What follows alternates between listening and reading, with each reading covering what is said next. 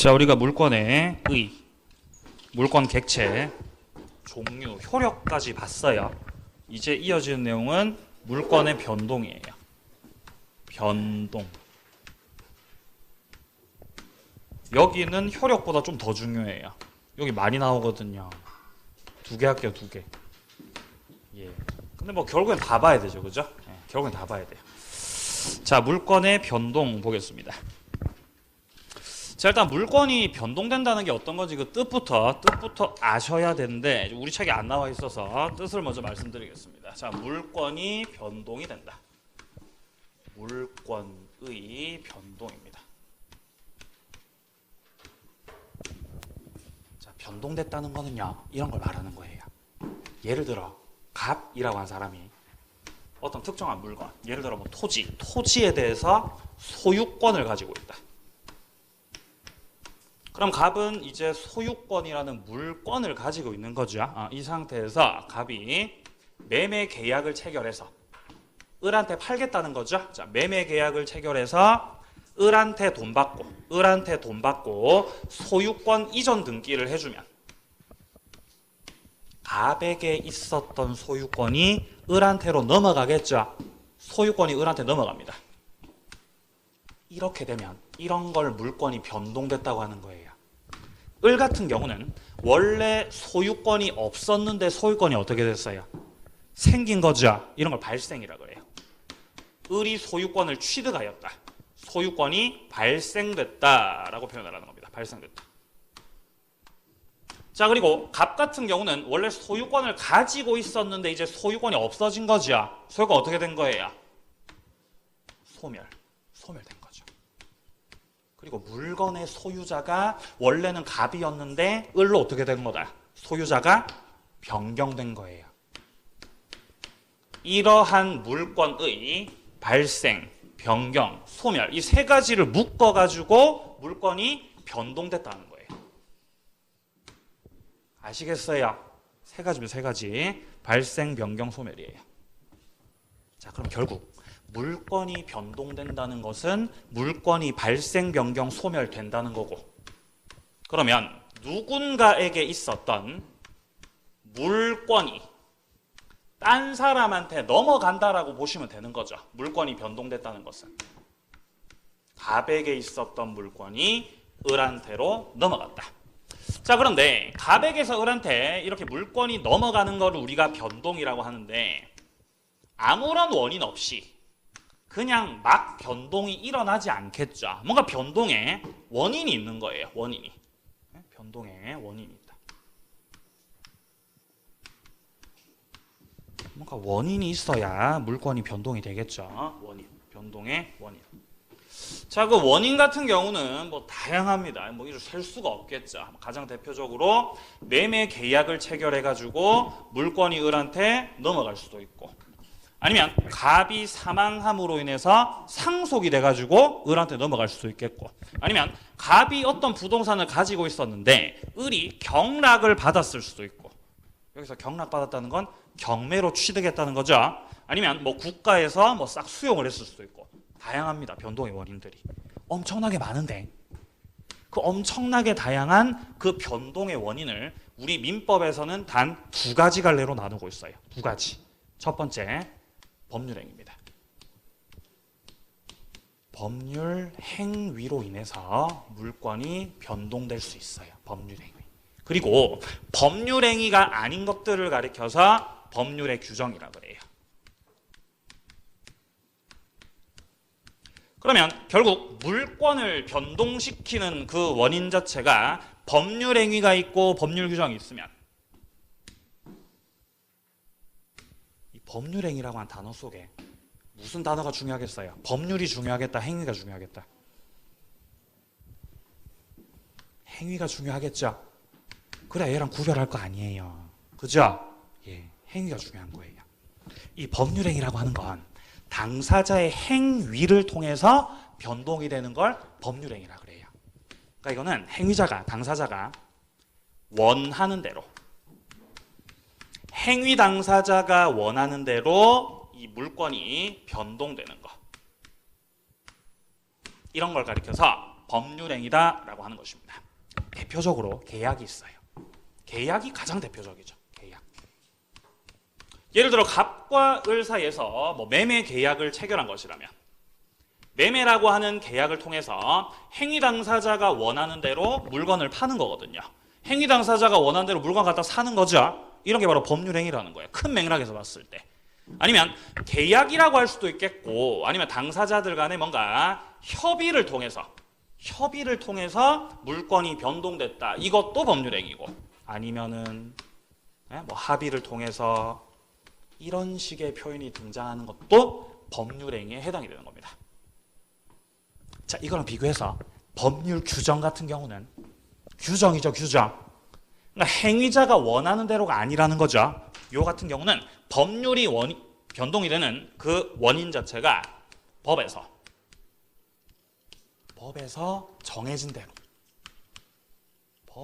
정해진 대로 이 물건들이 변동된다는 거예요. 대표적으로 상속이 있어요. 대표적으로 상속이 있는 거죠. 자, 이 두 가지를 일단 구분짓는 이유는 이 법률행위라고 하는 건 우리 민법 186조에서 규정하고 있는데 186조를 확인을 해보면 법률행위로 인한 부동산 물권 변동은 등기를 해야 변동이 된다라고 규정되어 있어요. 등기해야 변동된다. 등기 안 하면 변동이 안 되는 거예요. 자, 이거랑 비교해서 법률 규정에 의한 물권 변동은 187조에서 규정하고 있어요. 요 같은 경우는 등기를 안 해도 물건이 변동되는 거예요. 이렇게 이제 두 가지가 차이가 있다는 거죠. 그래서 우리가 뭔가 사례가 있을 때, 이 사례가 186조 법률행위에 해당되는 건지 187조 법률 규정에 해당되는 건지 판단하셔야 돼요.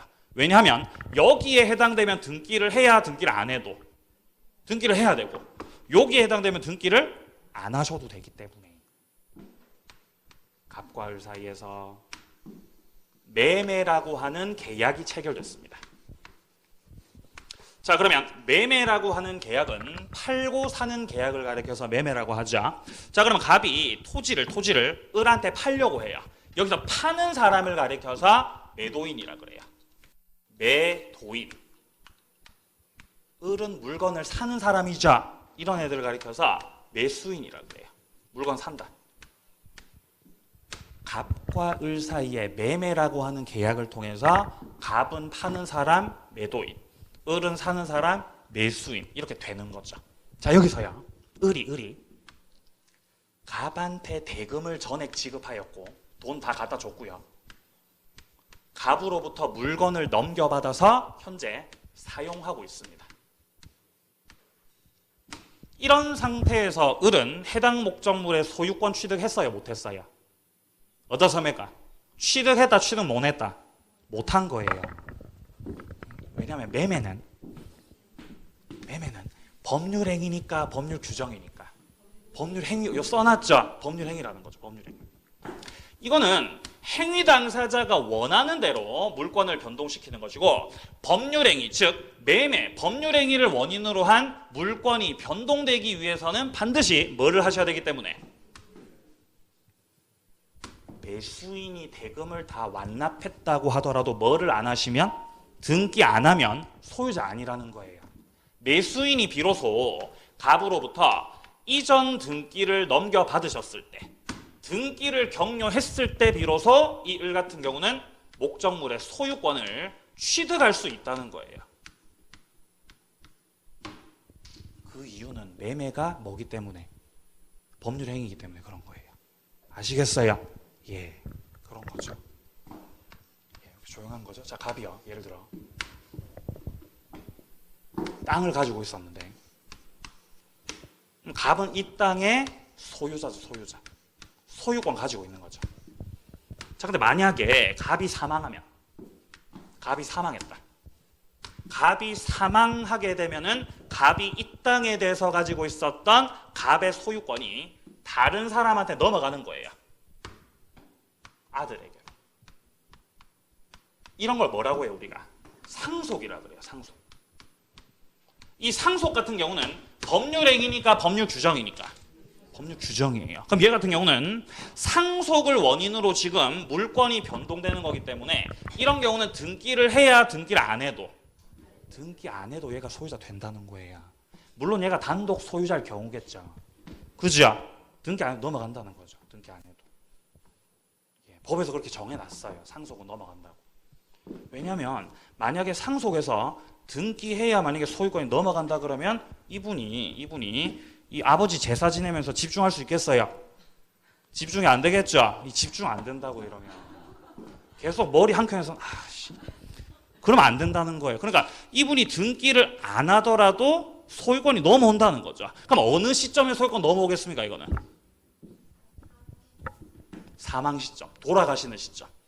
갑이 돌아가시는, 사망하시는 그 시점에서 갑이 가지고 있었던 소유권이 자동적으로 을한테 넘어가 버리는 겁니다. 그럼 일단 등기부상에는 갑 명의로 소유자로 등기돼 있겠죠. 그래도 소유자 누구라는 거예요? 을이라는 거죠. 왜냐면 원인이 뭐기 때문에 상속. 상속은 법률행위니까 법률 규정이니까 법률 규정이라는 거죠. 등기 안 해도 된다는 거죠. 등기 안 해도. 이렇게 크게 둘로 나눌 수 있어요. 그리고 그 법률행위, 법률 규정 중에서도 대표적인 매매하고 일단은 상속 이 두 가지를 말씀드렸습니다. 물론 뭐 이 외에도 엄청나게 많겠죠. 이런 것들은 나올 때마다 개별적으로 설명을 하면서 더 이렇게 추가를 해 나가도록 하겠습니다. 자, 책 확인하죠. 자, 물권 변동의 원인부터 나와 있죠. 확인을 합니다. 양괄호 1번입니다. 법률행위에 의한 경우예요. 첫째 줄. 물권 변동을 원하는 당사자 의사표시에 의한 경우다. 즉 당사자가 원하는 대로 물권이 변동된다는 뜻입니다. 대표적으로 매매가 있다. 교환, 이것도 결국 계약을 하는 거죠. 이런 계약과 관련된 것들은 죄다 다 법률행위들입니다. 자, 내려갑니다. 양괄호 2번에 법률행위 이외 것들도 있죠. 이런 거를 법률 규정이라고 그래요. 첫째 줄, 당사자 의사에 의하지 않고 물권 변동이 생기는 모든 경우예요. 둘째 줄 보세요. 중간에 예를 들어 건물을 신축했다. 건물을 지었죠. 그럼 등기 안 해도 소유자예요. 그 밑에 줄에 상속, 대표적인 법률 규정입니다. 등기 안 해도 소유자가 될 수 있습니다. 자, 변동의 원인 두 가지 살펴봤고요. 이어서 내려가서 이제 네모 2번에 보시면은 물권 변동과 공시제도라고 하는 게 나와 있죠. 일단 우리는 이 공시라고 하는 것의 그 뜻을 아셔야 됩니다. 공시. 자, 일단 물권이 변동된다라는 것은 물권이 발생되고 변경되고 소멸되는 걸 가리켜서 우리가 물권 변동이 됩니다 라고 말씀드렸는데, 이러한 물권의 변동을 갑에게서 을로 물권이 변동됐다라는 것을 외부에다가 알려라. 이런 걸 공시라고 해요. 공시. 공시의 뜻이 뭐냐면 외부에 알린다는 뜻입니다.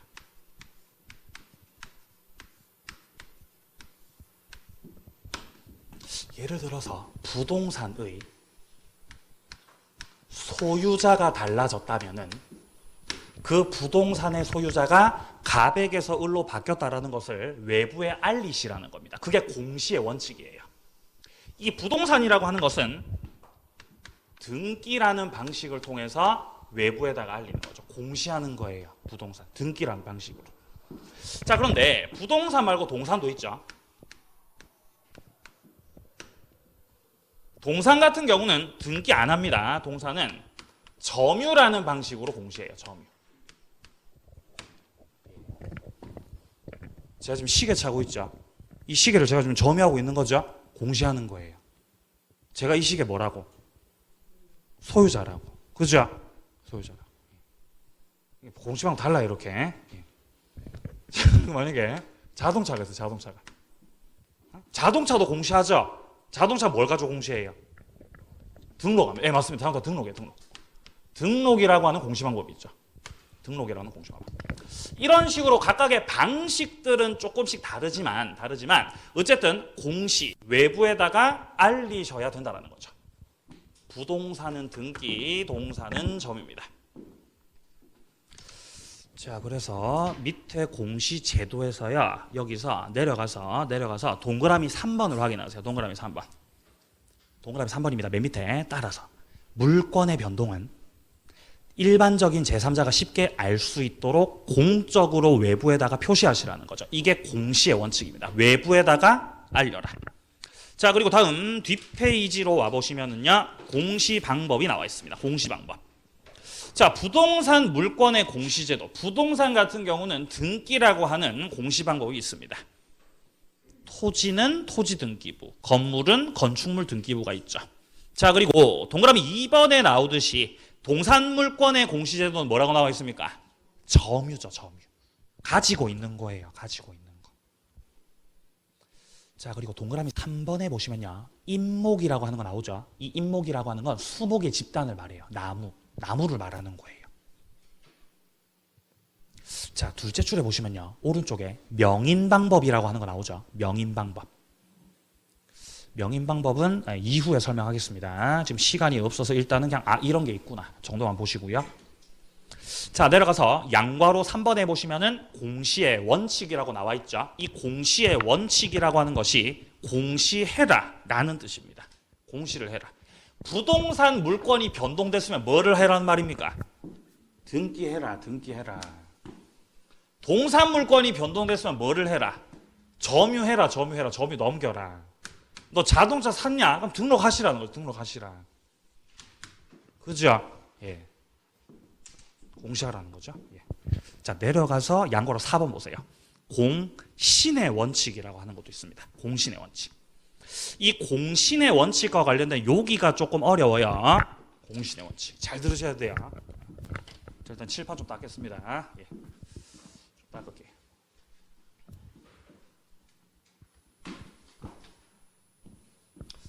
자, 아까 봤었던 공시의 원칙이라고 하는 것은 물건이 변동됐다면은 그것을 외부에다가 알리세요. 공시를 하세요. 이게 공시의 원칙입니다. 자, 근데 공시의 원칙도 있지만 공신의 원칙도 있어요. 공신의 원칙. 이 공신의 원칙이 뭔 뜻이냐면 이거는요. 이런 뜻이에요. 공시 방법을 신뢰하여 공시 방법을 믿고 거래한 자를 보호한다라는 원칙입니다. 여기서 말하는 공시 방법은요. 부동산이라고 한다면은 공시 방법 뭐겠습니까? 등기죠. 등기. 자꾸 말하셔야 돼요. 계속 말하세요. 예? 제가 물으면 답을 하시는 거죠. 예? 오감을 활용하시는 거죠. 오감을요. 작년에 합격하셨던 분들 있죠? 작년 시험에서 합격하신 분들. 수업 때 답하시는 분들 다 합격했어요. 수업 답하시는 분들. 우리가 알아서 답을 하는 게 아니에요. 답을 하다 보면 알게 되는 거예요. 진짜예요. 믿으세요. 아시겠죠? 믿으십니까? 예. 자, 그래서 공시방법을 믿고 거래한 자를 보호한다는 게 바로 공신의 원칙, 공신의 원칙. 자, 그래서 부동산의 공시방법은 그렇죠, 등기죠, 등기. 그러니까 만약에 등기를 믿고 거래했다면은 걔를 보호하겠다는 게 공신의 원칙이에요. 자, 근데 여기서 유명한 사례가 있어요. 자, 갑이란 사람이 저기 땅을 가지고 있었거든요. 땅을 가지고 있었는데 이 땅을 관리를 못 하겠는 거죠. 건강이 많이 악화됐거든요. 갑이 건강이 많이 안 좋아서 이 땅을 관리할 수가 없게 돼가지고 갑이 믿고 있던 동생한테, 물론 뭐 친동생이겠죠? 자, 동생한테. 자, 동생을한테 관리하라 그랬어요. 야, 네가 좀 관리 좀 해라, 땅을 좀. 땅을 준다 그랬어요. 땅을 관리하라 그랬어요. 관리하라고. 그래서 뭐 관계된 서류도 다 넘겨줬어요. 거기 세입자들이 있으니까 서류도 다 주고 했죠. 그럼 얘는 이제 관리를 하셔야 되는 거죠. 근데 얘가 이제 형이 못 일어날 것으로 예상이 되니까 이제 서류를 위조하는 거예요. 서류를 싹 위조를 해가지고 자기 명의로 등기를 해놨다는 거죠. 나쁜 놈이죠, 나쁜 놈. 이렇게. 자, 형은 동생한테 이 땅을 넘겨줄 생각이 현재 없습니다. 근데 을은 관계 서류 위조해가지고 마치 갑이 자신에게 증여하는 것처럼 갑과 을 사이에서 마치 증여 계약이 있었던 것처럼 서류 갖다 꾸며가지고 자기 명의로 등기해 놓은 겁니다. 여기서 증여라고 하는 건 매매랑은 다르게 원래 매매는 돈 주고 물건 사오는 거죠. 근데 증여는 그냥 받는 거예요. 공짜로 받는 거. 이런 걸 증여 계약이라고 해요. 그럼 실제 증여예요? 증여 아니에요 지금? 실제 증여 아니죠. 서류 위조한 거죠. 위조해서 등기했다는 거죠. 이렇게. 자 이런 상태에서요. 을이 자기 명의로 등기해놓고 내 땅인 것처럼 살고 있었죠. 그때 갑이 일어났어요. 회복이 되는 거죠. 근데 갑이 회복되고 나서 등기부 확인을 해보니까 지금 이 땅이 누구 명의로 등기돼 있으니까 을 명의로 등기돼 있는 거죠. 동생 명의로야. 그래서 갑이 뭐라고 하겠어요? 뭐하냐 가지고 와라 이 양반아. 가지고 와라 돌려달라고 했겠죠. 돌려줘요 안 돌려줘요? 안 돌려주고 이 닦는 거죠 얘가. 그래서 결국 재판으로 간 거죠. 소송한 거예요. 판사님이 계셨겠죠. 판사님. 갑이 소를 제기했겠죠. 그럼 판사님이 물어봐요 갑한테. 아니 선생님 왜 소 제기하셨어요? 갑이 이러겠죠. 아니 판사님 제가 땅을 관리하라 그랬는데 이놈이 서류 위조해가지고 지명의로 등기했어요 라고 갑이 주장을 하겠죠. 즉 나는 을한테 땅을 줬다 준 적 없다. 준 적 없다 그러죠 갑은요. 준 적이 없다. 준 적 없다. 그럼 을은 뭐라고 하겠어요? 을은 뭐라고 하겠어요? 받은 거다. 받은 거야 라고 주장을 하겠죠. 자 그러면 현재 지금 갑과 을 사이에 분쟁이 생긴 건데 갑은 증여한 적 없다 그러고 을은 증여한 적 있다. 나는 받은 거다라고 주장을 하고 있다는 거예요. 이렇게 둘이 붙었을 때 일단 지금 등기부상에는 누구 명의로 등기돼 있어요? 을 명의로 등기돼 있죠. 그리고 판사님의 입장에서는 누구 말이 진실인지 판단이 안 되죠. 증거가 없으니까 판단이 안 된다는 거지. 이러면 일단은 을 명의로 등기가 돼 있기 때문에 이런 경우에 등기에 추정력이라는 게 인정이 돼요.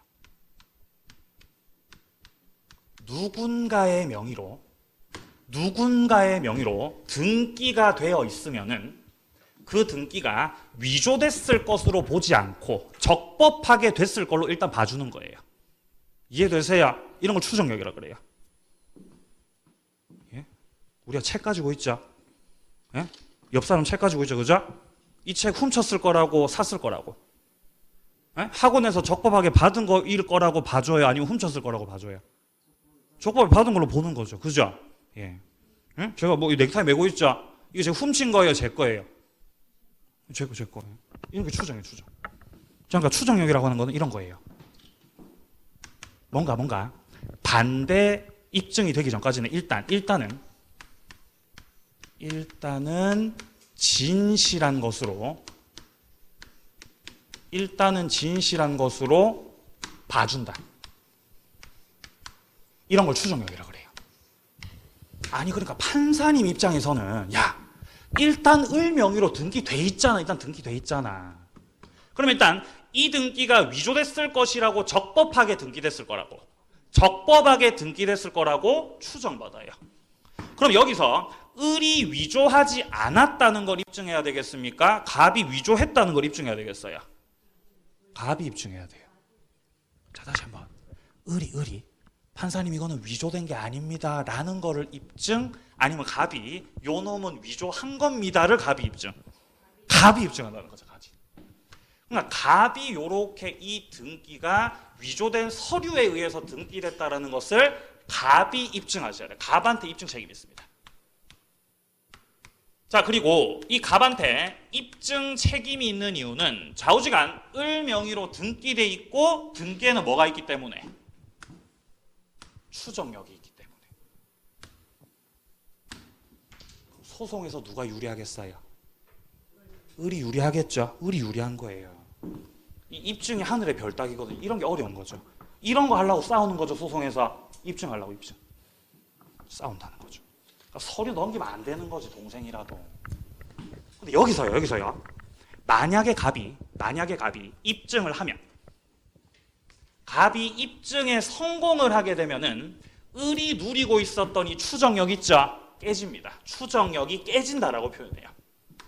그러면 갑이 이 경우는 입증을 했기 때문에 갑이 땅을 찾아올 수 있어요? 없어요? 땅 찾아올 수 있는 거예요. 왜냐면 이 등기가 무효라는 게 밝혀졌기 때문에. 갑의 뭐를 통해서요? 입증을 통해서 밝혀진다는 거죠. 하지만 입증하기 전까지는 일단 을 거인 걸로 봐주는 거죠? 추정력인 거예요. 근데 문제는 여기서요. 갑이 입증을 했는데 을이 그새를 못 참고 팔아먹었다면 문제가 되는 거예요. 이제 팔아먹은 거지, 나쁜 놈이. 병한테 팔아넘긴 거죠. 그리고 병 같은 경우는 이게 위조돼가지고 을명의로 된 등기라는 것을 전혀 모르고 있어요. 모른다. 민법에서 모른다라는 거를 법률 용어로 선이라고 해요. 선. 착한 거 아니에요. 선이 모른다는 뜻입니다. 모른다. 그래서 이 병을 가리켜서 선의의 제3자라 그래요. 선의의 제3자. 병은 선의 제3자라는 거예요. 모른다는 거죠. 그럼 여기서 과연 갑을 보호할 것이냐 병을 보호할 것이냐 이게 문제가 되는 거예요. 누구를 보호해야 되겠습니까? 누구를 보호해야 되겠어요? 병을 보호해야 되겠습니까? 얘를 보호해야 되는 거예요. 그럼 갑은 억울하잖아요. 갑은 가만히 있다가 뭐 당했으니까? 위조 당했으니까요. 그리고 뭐까지 했어요? 입증까지 다 했다고요. 그럼 억울해요, 안 억울해요? 억울하죠. 갑 억울하죠. 그럼 갑을 보호할까요? 그럼 얘가 억울하죠, 얘가. 아니 나는 등기부를 믿고 샀지 않습니까? 그죠? 그러니까 병도 이제 피해자라는 거죠. 결국 저놈이 나쁜 놈이고요. 어쨌든 물건은 한 개이기 때문에 갑하고 병 중에서 한 놈밖에 구제가 안 되는 거죠. 이런 사례에서는요. 물론 국가들마다 입장 다르고 학자들마다 입장 다 달라요. 갑을 보호하겠다는 입장도 있고 병을 보호해야 된다는 입장도 있어요. 둘 다는 안 됩니다.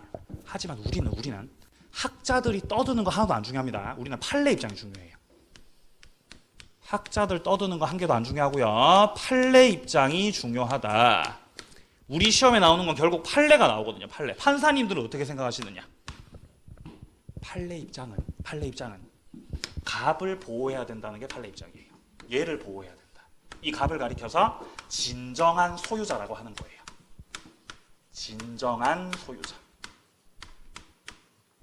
아니 그러면 공신의 원칙이라고 하는 거는 공시방법 믿고 거래한 자 보호하겠다는 거죠. 그러면 공신의 원칙에 따라서 생각해보면 이 원칙에 따르면 갑이 보호받아야 돼요? 병이 보호받아야 돼요?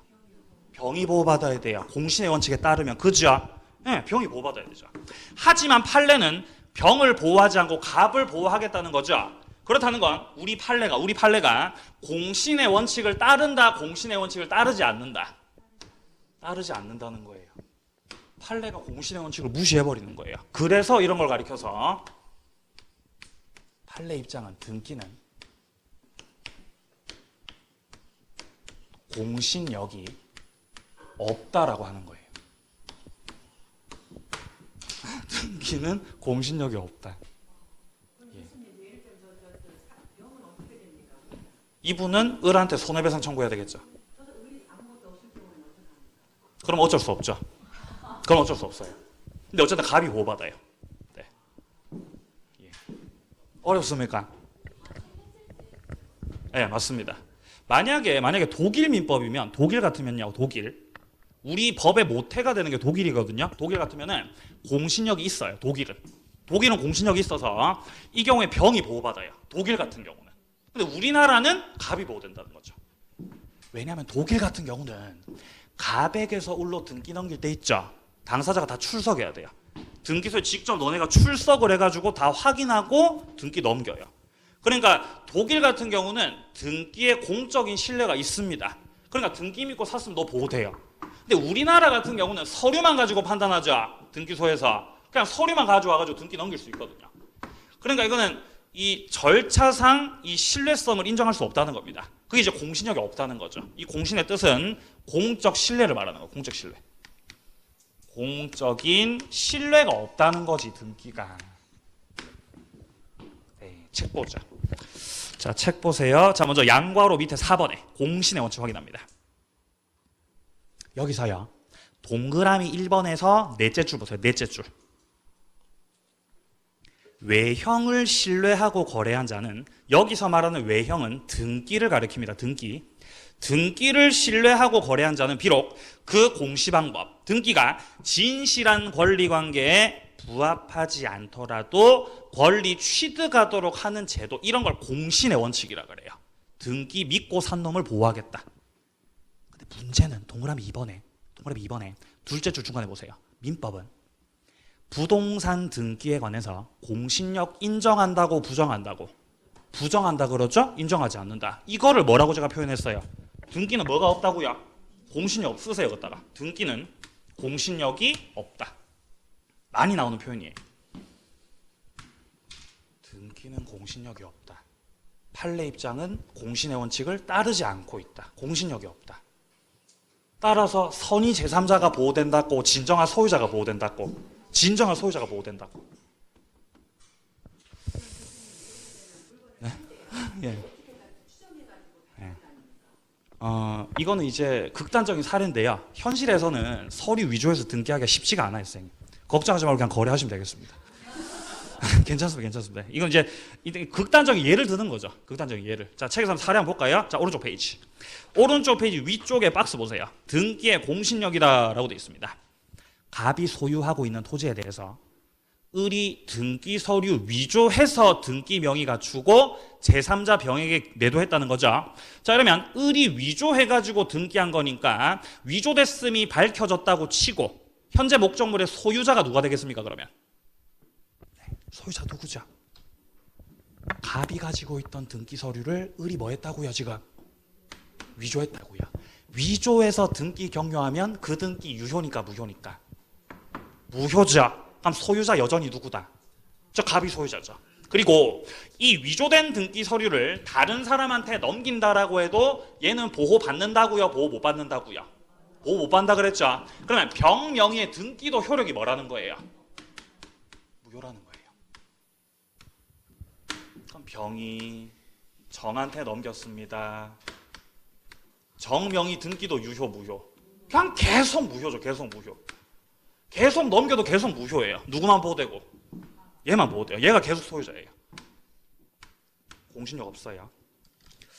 자, 1번 봅니다. 만약에 등기의 공신력을 인정하는 경우라고 한다면은, 이런 경우는 동그라미 1번에 나오듯이 병은, 선의의 제3자 병은 무권리자 을로부터 이전받았다고 해도 권리 취득하겠죠. 공신력 인정한다면요. 만약에. 근데 문제는 인정한다고 인정 안 한다고? 인정 안 한다는 거지. 밑에 2번에 보세요. 2번이 우리 민법 입장입니다. 2번.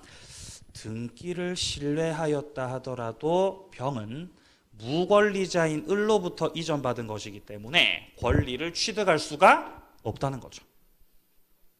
2번. 공신력을 부정하면 진정한 권리자가 보호된다는 겁니다. 이 진정한 권리자 누구죠? 갑을 말하는 거예요. 갑을. 자, 여기까지 공신의 원칙과 관련된 내용들을 살펴봤고, 이제 이어서 밑에 제2절로 갑니다. 부동산 물권 변동이라고 돼 있죠. 자, 아까 전에 말씀드렸듯이 부동산 물권 변동 크게 두 가지 갈래가 있다 그랬죠. 법률행위, 법률규정.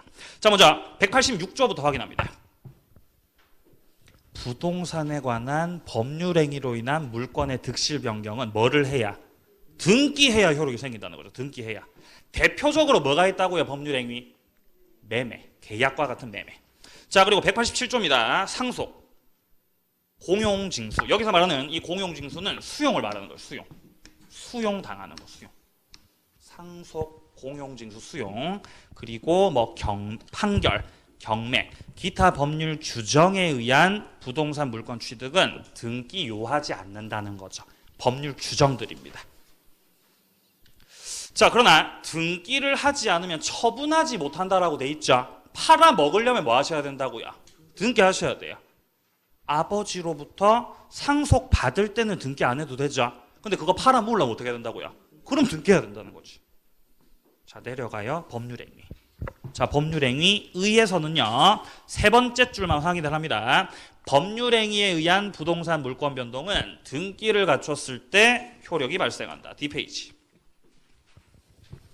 자, 뒷페이지에 보시면은 이번에 부동산 물권 변동 위한 등기 요건 있죠. 이건 지금 볼 필요 없어요. 이거는 1, 2월 과정에서 보겠습니다. 넘깁니다. 보지 마세요. 뒤로. 자, 네모 2번입니다. 법률행위에 의하지 않는 물권 변동 나와 있는 거 보이세요? 187조 아까 봤었던 거죠. 자, 내려가서 밑에 양괄호 2번에 보시면은 187조랑 관련된 것들을 지금 나열하고 있죠. 대표적으로 상속이 있습니다. 피상속인이 사망하게 되면은 물권이 변동된다는 거죠. 예. 상속이 될 때, 이렇게 상속이 될 때, 돌아가시는 분을 가리켜서 피상속인이라 그래요. 피상속인. 그럼 상속 받으시는 분은요, 상속인이라 그래요. 헷갈리면 안 돼요. 헷갈리면 안 돼요. 이분이 돌아가시는 분이죠. 이분이 받으시는 분이고요. 왜 이분이 피상속인이에요? 왜 이분이 피상속인이에요? 이분이 이게 피가 나신 거예요. 피가. 피가 나셔가지고 어떻게 되신 거예요? 피가 나셔가지고 어떻게 되신 거예요? 돌아가신 거예요. 그래서 이분이 피상속인이라는 거죠. 헷갈리지 마세요. 피상속인이 돌아가시는 분. 자, 내려갑니다. 동원의 2번이요. 공용징수. 공용징수는 수용입니다. 수용. 자, 첫째 줄에 나와 있듯이 공익사업을 위해서 개인의 재산권을 강제적으로 취득하는 거죠. 국가에서 뭔가 토지를 개발하기 위해서, 도시를 개발하기 위해서 땅을 갖다 이렇게 확 수용하는 경우 있죠. 그러니까 바로 공용징수입니다. 수용법. 자, 내려가서 동그라미 3번입니다. 판결. 판결은요, 세 가지가 있어요. 이행 판결, 확인 판결, 형성 판결. 이 세 가지 중에서 187조에 해당되는 것은 무슨 판결만을 가리킨다? 형성 판결. 형성 판결만을 가리킨다. 형성 판결 확인해 두시고요. 자, 그 다음에 4번 같은 경우는 지금 경매라고 돼 있죠. 경매. 경매에 의한 소유권 취득은 매각대금 완납했을 때, 우리 경락인 같은 경우는 경락대금을 다 완납을 하게 되면은 소유권을 취득할 수 있다는 거예요. 등기해야 등기 안 해도, 등기 안 하셔도 되는 거예요. 5번의 기타 규정들도 보세요. 건물 신축. 건물을 신축하면 등기 안 해도 소유자가 될 수 있고. 자, 두 번째, 멸실이라고 하는 거 나오죠. 이거는 물건 자체가 다 부셔졌다는 거죠. 멸실. 지구상에서 사라졌다. 건물이 부셔진 거예요. 그럼 물건도 다 소멸하겠죠. 말소 등기 안 해도 소멸이에요. 자, 그리고 법정지상권. 관습법상 법정지상권, 법정저당권 이런 것들은 해당 파트 가서 볼 거니까 지금은 이런 게 있구나. 그리고 그 밑에 혼동이라고 하는 거, 요거 나중에 할 거예요. 오른쪽에 법률행위 무효 취소 해제에 의한 물권의 회복, 이런 것들도 해당 파트 들어가서 하겠습니다. 여기서 동그라미 3번에서 봤었던 판결 있죠. 이 판결이 다 같은 판결이 아니거든요. 이행 판결, 확인 판결, 형성 판결, 세 가지 종류의 판결이 있어요. 그 중에서 확인 판결은 필요 없고 이행 판결하고 형성 판결 두 가지 비교하겠습니다. 자, 판결은 다 같은 판결이 아니라 판결에도 이행 판결이라고 하는 게 있고, 그리고 형성 판결이라고 하는 게 있어요. 이 두 가지가 다른 판결이라는 거죠, 지금. 예를 들어서 갑과 을 사이에서 매매 계약이 체결됐고요. 을이 갑으로부터 부동산을 매수하는 매수인입니다. 부동산 살 거예요. 자, 을이 갑으로부터 부동산 편하네. 자, 부동산 살 건데, 을이 만약에 갑한테 대금을 다 지급했을 때, 대금을 전액 딱 지급했음에도 불구하고 갑이 을한테 이전 등기 안 해주면 을이 가만히 있으면 안 되겠죠. 소재기하는 거예요. 빨리 이전 등기 넘겨라. 빨리 소재기하는 거죠. 소송. 그럼 소송 제기해가지고 판사님이 이제 이 상황에 대해서 판단을 하시겠죠. 그럼 판사님이 결국 판결 때릴 거 아니에요. 어떻게 판결 때리시겠습니까? 아니, 매도인 갑 너는, 야, 너는 매도인으로서 을로부터 대금을 다 받았으니까, 돈 다 받았으면 을한테 빨리 뭐 넘겨줘라, 등기 넘겨줘라라고 판결 떨어지겠죠. 이런 게 이행 판결이에요. 갑은 을에게, 갑은 을에게 이전 등기를 하라. 이렇게 판결이 떨어지는 거예요. 즉 이행을 해라. 이렇게 판결 떨어지는 거예요. 이런 판결을 무슨 판결이라고? 이행 판결이라 하는 거예요. 이거는 판결 내용 자체가 너 빨리 이행을 해라 라고 판결 떨어진 거죠. 그러니까 판결만 가지고는 물건이 변동되지 않는 거예요. 이 판결 떨어진 대로 갑이 을한테 반드시 뭐를 해줘야 물건이 변동되겠습니까? 등기해줘야 돼요. 등기해야 돼요. 등기해야 변동되는 거예요. 예? 이행 판결이 형성 판결이. 이행 판결이 이행 판결. 자, 이게 비해서 형성 판결이라고 하는 건 이런 거예요. 아버지 돌아가시고, 예? 아버지 돌아가시고 A하고 B하고 C하고 이 삼형제가 토지를 상속받았어요. 땅을 상속받은 거죠. 그러면 결국 이 토지를 A, B, C 세 사람이서 공유를 하고 있는 거예요. 자, 지금은 공유가 뭔지 잘 모르겠지만 다음 시간에 할 거예요. 공유. 이 공유라고 하는 거는 공동. 우리가 현실에서 공동명의라고 하는 거 있죠. 공동명의. 이게 공유예요. 공동명의. A, B, C가 함께 이 토지를 소유하고 있다는 거죠. 이렇게 함께 소유하고 있다가 싸우면 같이 이 땅을 소유하고 있다가 싸우게 되면은 이 공유 물 자체를 분할하게 돼요. 찢어지자는 거죠. 야, 이거 분할하자, 분할. 헤어지자, 이제 다 헤어지자. 분할을 할 때 협의가 제대로 안 되면 결국 또 소송 가는 거죠. 이런 거 재판상 분할이라고 그래요. 재판을 통해 분할을 하게 되고 이렇게 되면 판사님이 야, 너네 그만 싸우고 그만 싸우고 이렇게 잘라라. 자, 이렇게 잘라가지고 여기를 A, 여기를 B, 여기를 C의 소유로 한다라고 판결이 떨어져요. 자, 다시 한번. 여기를 A, 여기를 B, 여기를 C에 뭘로 한다고요? 소유로 한다. 이렇게 판결 떨어진다고요. 즉 판결로 인해서 효력 자체가 만들어지는 거죠. 그래서 무슨 판결이라고 하는 거예요? 형성 판결. 이거는 판결 떨어지면 즉시 물건 변동돼요. 등기해야 등기 안 해도. 이 등기 안 해도 돼요. 형성 판결이. 얘는 등기해야 등기 안 해도. 이건 등기해야 된다는 거죠. 이행 판결은 등기해야 된다. 이거 안 해도 돼요. 형성 판결은요. 그리고 이런 판결을 가리켜서 뭐라고 하냐면요. 공유물의 분할 판결이라고 합니다. 공유물 분할 판결이다. 라고 하는 거죠. 공유물 분할. 이런 판결은 등기하지 않아도 돼요. 그러면 187조에서 말하고 있는 판결이라고 하는 거는 형성 판결만을 가리킨다라는 거예요, 지금.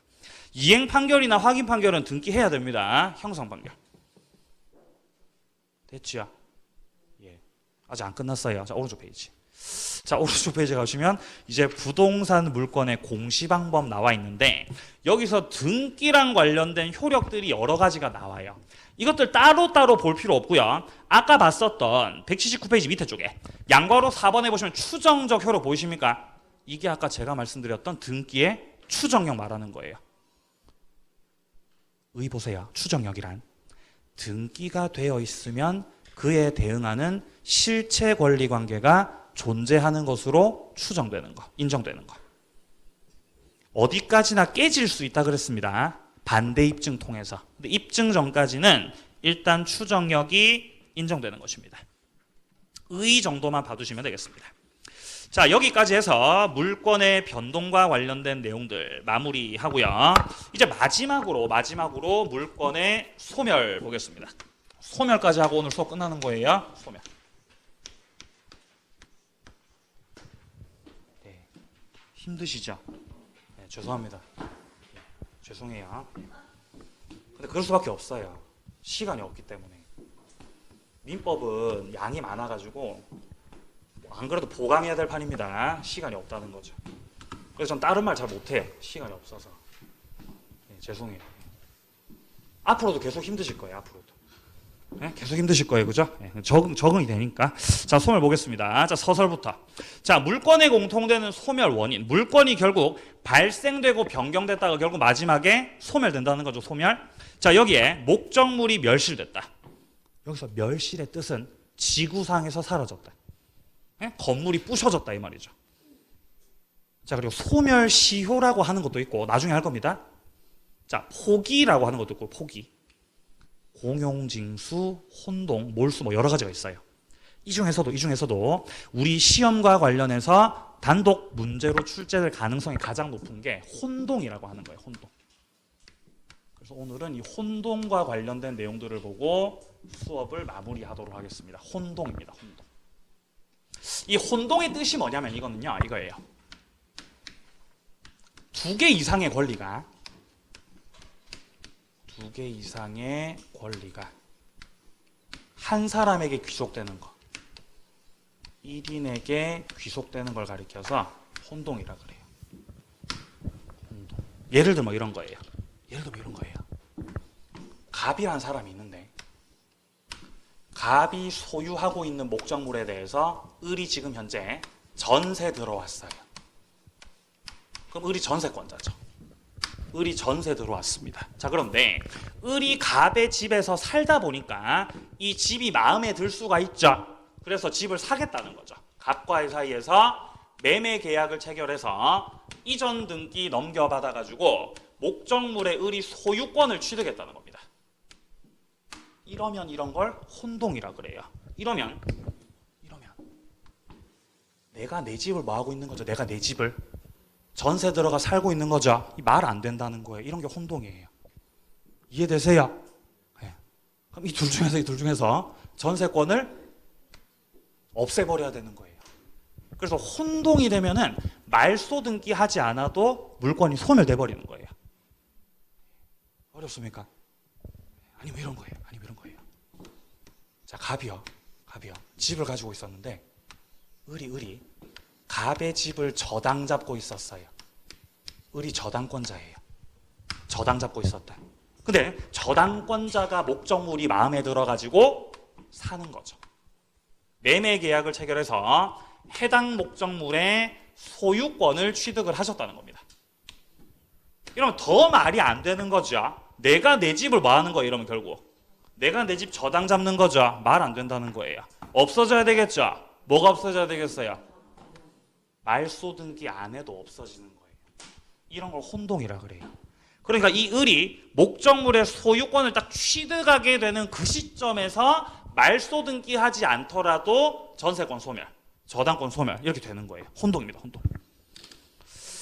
자, 그래서 191조 확인합니다. 동일한 물건에 대해서 소유권과 다른 물건이 동일한 사람에게 귀속했을 때 그 다른 물건이 어떻게 된다고요?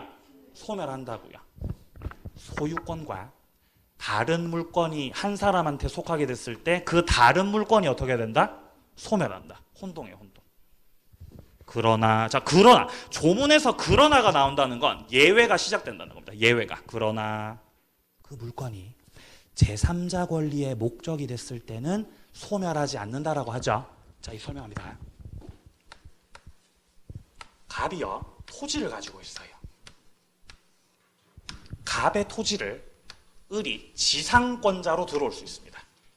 여기서 지상권이라고 하는 걸 우리가 아직 하진 않았지만 이 지상권이라고 하는 건 갑의 토지를 빌려 쓰는 거예요. 마치 전세처럼 토지 빌렸습니다. 자, 그러면 을이 갑의 토지를 지상권자로서 빌려 쓰고 있다가 이후에 매매 계약을 체결해서 갑으로부터 이 토지의 소유권을 넘겨받게 되면은 이러면은 이게 또 혼동되겠죠. 내가 내 토지를 내가 지상권자로 빌려 쓰는 거 말 안 되죠. 그럼 지상권 어떻게 돼야 되겠다? 소멸해야 되겠죠. 이게 원칙이겠죠. 근데 문제는 을이 갑으로부터 토지 소유권을 취득하기 전에 이 을의 지상권에 대해서 병에 저당권이 설정될 수 있어요. 이게 뭔 말이냐면요. 저당권은 뭔가를 담보 잡는 거죠. 이 저당권은 뭔가를 담보 잡는 건데 대부분은 토지나 건물과 같은 부동산을 담보 잡는 건데 이런 식으로 권리를 담보로 잡을 수도 있어요. 을이 가지고 있던 지상권이라는 이 권리 자체를 얘가 담보 잡는다는 거죠. 그래서 을이 돈 안 갚으면 이 지상권에 대해서 저당권을 실행을 하는 겁니다. 그럼 결국 등기부 을구란을 살펴보게 되면 지상권자 을이 1번 이렇게 들어가 있고요. 이 지상권을 목적으로 하고 있는 지상권을 저당 잡고 있는 병의 저당권 같은 경우는 1-1 부기등기로 들어가 있어요. 이렇게.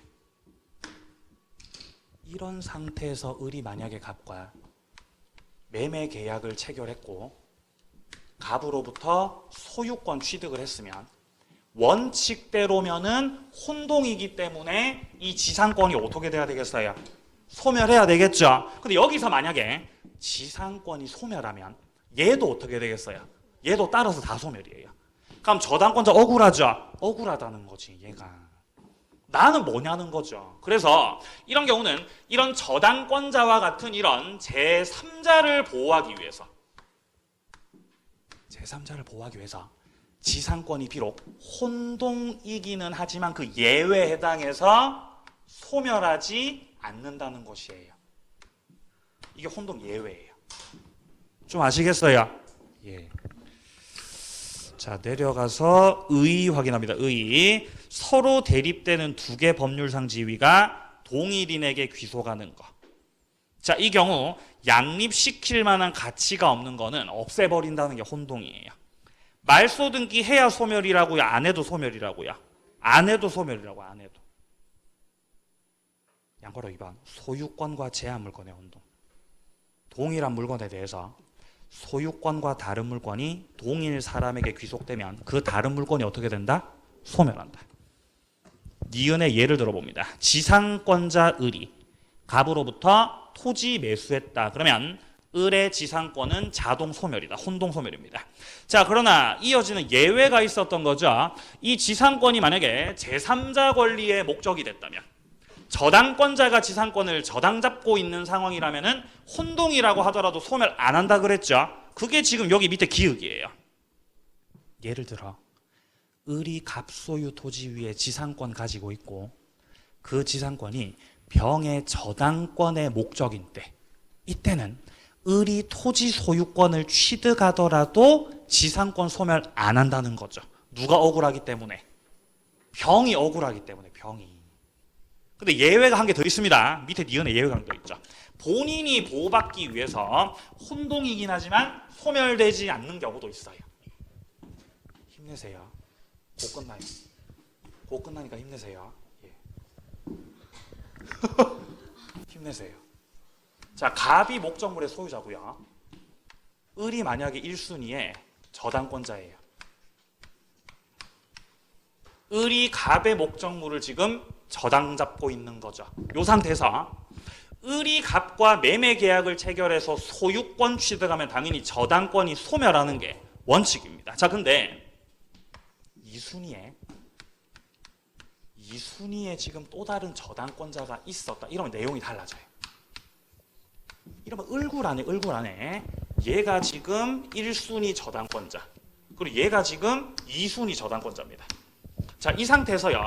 을이 만약에 갑과 매매 계약을 체결했고 갑으로부터 을이 소유권을 넘겨받으셨을 때 당연히 지금 이 상태는 혼동 상태죠. 혼동. 따라서 혼동에 따라 원칙적인 맥락에서는 저당권이 소멸해야 되겠죠. 근데 여기서 만약에 저당권이 소멸하면 얘가 원래 2순위였죠. 얘 순위가 어떻게 돼요? 1순위로 올라가요. 그러면 목적물의 소유자가 을 그리고 1순위 저당권자가 누가 되는 거예요? 병이 돼버리는 거예요. 만약에 저당권이 소멸하면 이렇게 돼버리면 병한테 결국 돈 빌려 쓴 게 누구였는데? 갑 네가 돈 빌렸죠.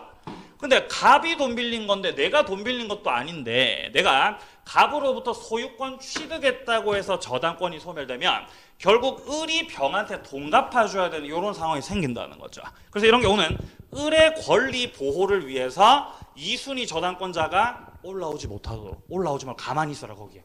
가만히 있어라. 비록 혼동이기는 하지만 이 경우도 저당권이 소멸한다, 소멸 안 한다. 안 하는 거예요, 소멸 안 하는 거예요. 예외 두 가지예요. 제3자 권리를 보호하기 위해서 혹은 본인의 이익을 보호하기 위해서 소멸 안 한다라는 거죠. 자 봅니다. 니은에서요. 본인 보호에서 여기서 지금 세 번째 줄 봅니다. 세 번째 줄. 을이 갑 토지 위에 1번 저당권 가지고 있고 병이 2번 저당권 가지고 있는 거죠. 이때 1순위 저당권자 을이 갑으로부터 소유권 취득하더라도 을의 저당권 소멸 안 한다는 거예요. 왜냐하면 이 을의 저당권이 소멸해버리면 밑에 있던 병이 어떻게 되니까? 올라오니까 너 올라오지 말라는 거지. 소멸 안 합니다. 예외죠. 예외. 자 내려가서 양괄호 3번 밑에 3번 보세요.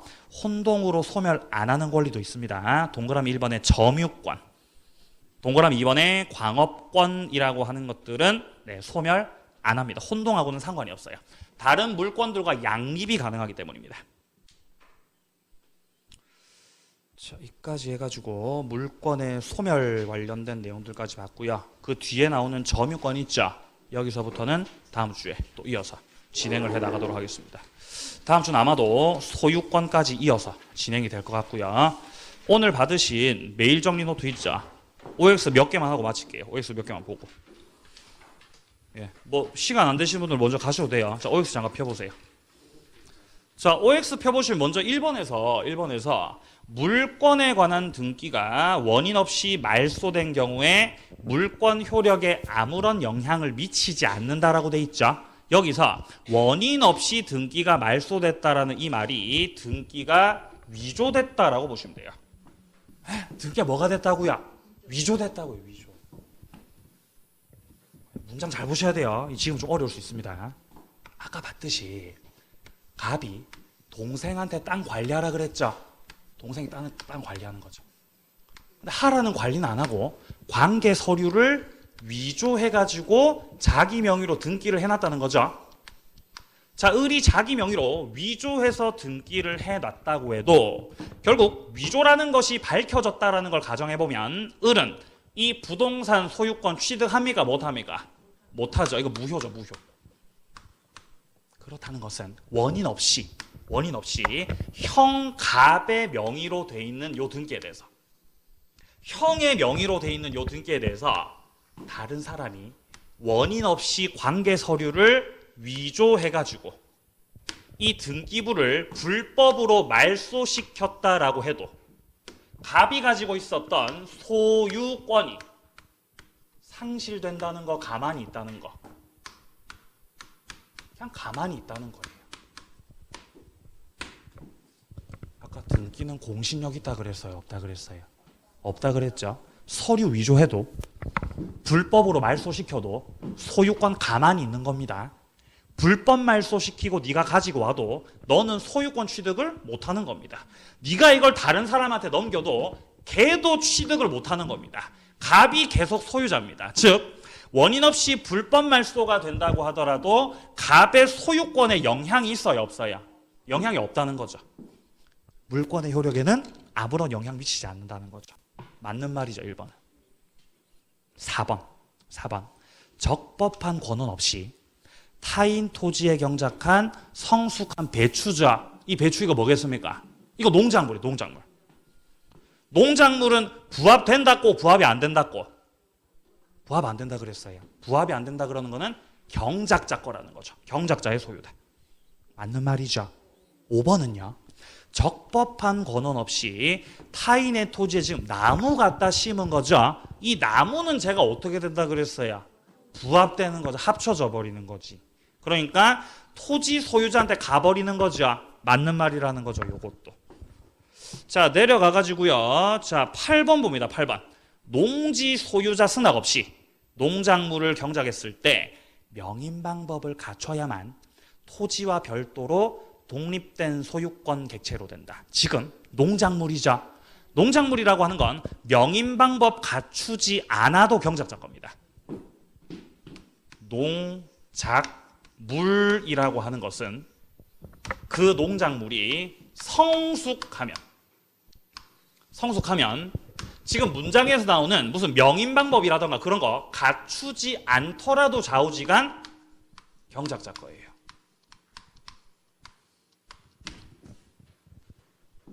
틀렸습니다. 9번. 지상권은 본권 아니에요. 본권이에요. 본권 맞아요. 예, 본권이에요. 12번. 상속인은 피상속인 사망과 더불어 상속재산 부동산에 대해서 등기하지 않더라도 소유권 취득한다. 맞습니까? 예, 상속, 등기 안 해도 취득한다. 13번. 경매 매수인. 이 경매 매수인을 우리가 경락인이라고 그러죠. 경락인. 등기해야 취득이에요. 등기 안 해도 취득이에요. 경락대금 다 완납하시면 취득을 합니다. 자, 나머지 보지 못했던 것들은 뒤에 이제 풀이가 나와 있으니까 좀 스스로 풀어보시길 바라겠고요. 다음 시간에는 점유권, 소유권 두 가지 물건들을 정리해 나가도록 하겠습니다. 민법 3계명 중에서 1계명이 제일 중요합니다. 복습만이 살 길이다. 오늘 복습하셔야 돼요. 오늘 한 거 복습하셔야 돼요. 복습 어떻게 한다고요? 책을 보시는 거예요. 책을 보시는 거. 할 수 있겠죠?